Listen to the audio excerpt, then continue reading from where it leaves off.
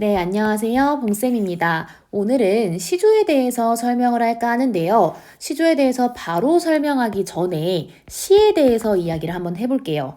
여러분들, 시는요, 옛날에 쓰인 고전시와 그리고 요즘날 쓰이는 현대시 이렇게 구분을 할 수가 있죠. 고전시는 다른 말로 고전시가 이렇게 부르기도 합니다. 옛날에는 가요처럼 불렀거든요. 어쨌든 이렇게 나눌 수가 있는데 혹시 이걸 나누는 기준에 대해서 아세요? 바로 개화기입니다. 개화기는 말 그대로 문화가 개방된 시기죠. 가보개혁, 그 시점을 의미하는데요. 그 이전에 쓰인 시를 고전시, 그 이후에 쓰인 시를 현대시 이렇게 이해를 해주시면 됩니다.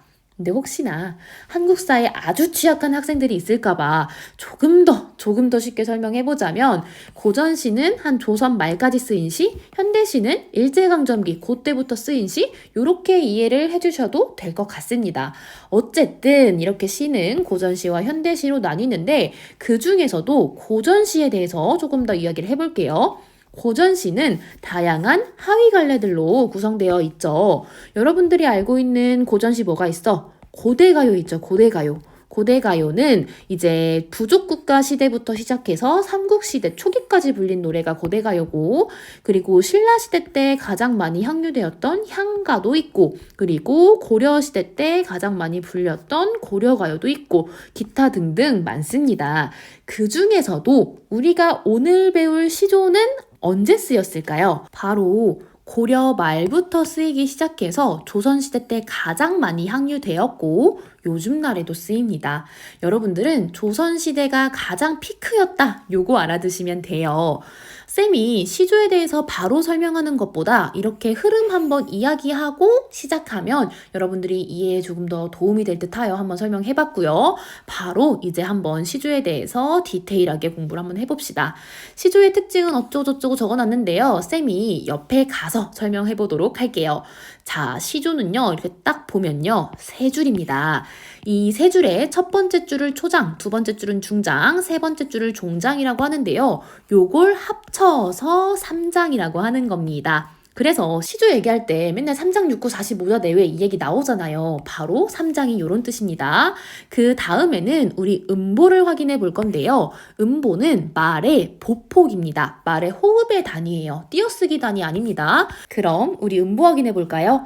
한 장이에요. 하나, 둘, 셋, 넷. 몇 개야? 4음보입니다.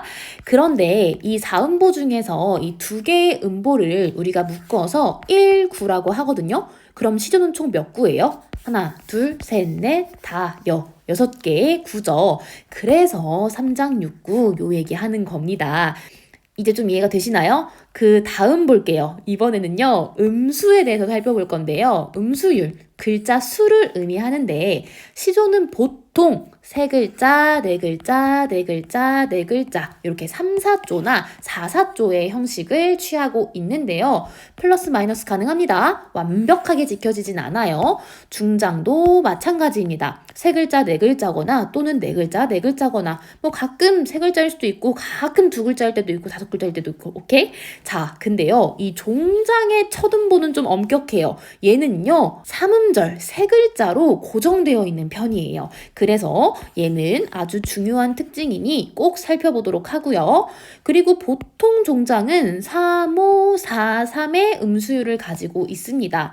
여기는 대부분이 5글자나 그 이상 8글자까지도 봤어요, 쌤은.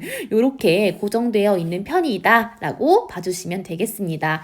뒤에는 뿔마 가능해요. 얘만 고정된 거지. 어쨌든 시조는 요러한 음수율을 가지고 있고 이거 글자 수 다 세보면 보통 45자 내외다. 요 말입니다.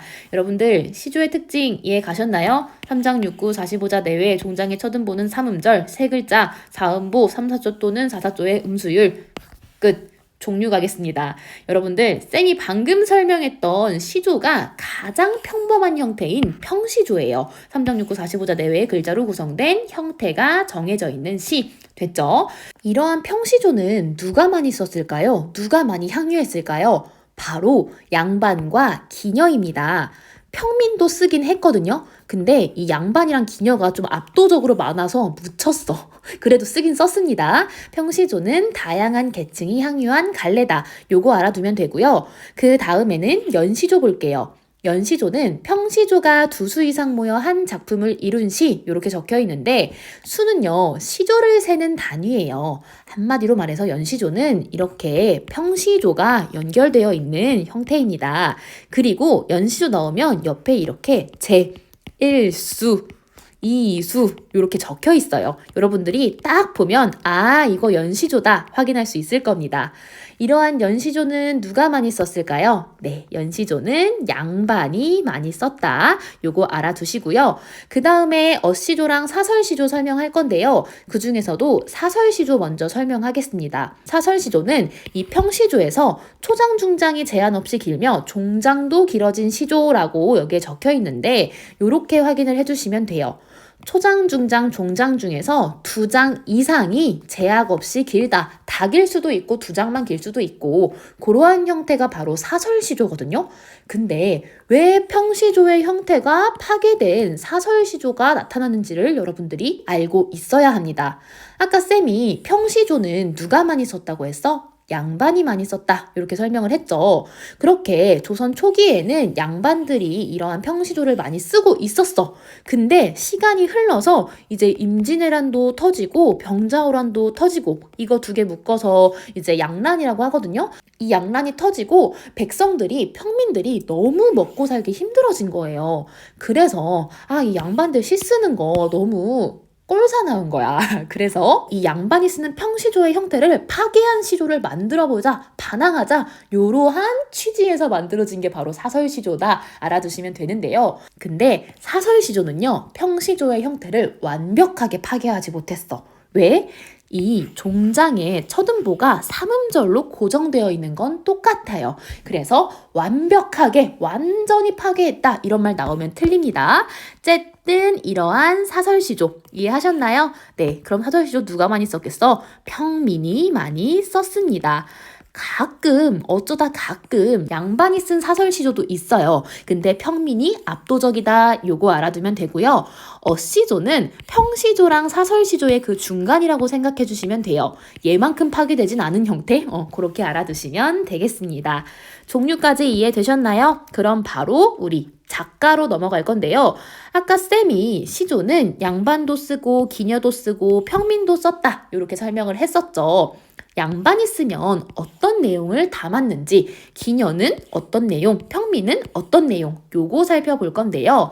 양반들은 대부분 유교적인 충의사상, 임금님을 향한 충성심, 아니면 효심, 아니면 자연은 아름다워 요 세 가지 이야기를 가장 많이 썼습니다. 그래서 여러분들이 이제 딱 시조를 접했을 때 혹시나 양반이 쓴 평시조라면 이런 내용이지 않을까 의심하면서 읽어주면 돼요. 그럼 해석이 훨씬 더 수월하겠죠? 물론 아닌 경우도 있긴 해요. 네. 그 다음에 기녀 볼 건데요. 기녀는 대부분이 사랑과 그리움을 이야기했습니다. 매우 쉬워요. 유명한 기녀 한번 이야기해보자면 황진이 있고요. 황진이 있고 홍랑이라는 기녀 있습니다. 혹시나 여러분들이 접하게 된다면 오케이 기녀 하고 넘어가 주세요. 그 다음에는 평민 이야기 할 건데요. 여러분들 평민은요 진짜 너무 평범한 백성이잖아. 그래서 대부분이 이름이 남지 않습니다. 그래서 작자미상이라고 적혀 있으면 평민이겠구나 생각해 주셔도 됩니다.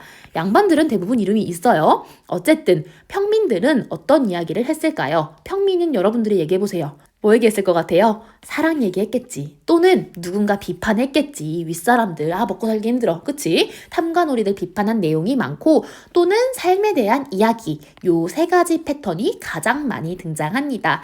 요것도 꼭 알아두시면 되는데 근데 여기에 쌤이 풍자적 해학적이라고 적어놨죠. 이거는 평민들이 쓴 시의 가장 큰 특징입니다. 무언가를 비판하거나 아니면 좀 우스꽝스럽게 표현하는 것 아주 중요한 특징이니 요것도 꼭 살펴보시면 되겠습니다. 시조에 대해서 정말 간단하게 설명한 거예요, 여러분들. 요거는 반드시 알아두세요. 시조는 모의고사고 수능이고 내신이고 정말 많이 나오는 문학갈래이기 때문에 꼭 살펴보시기 바랍니다.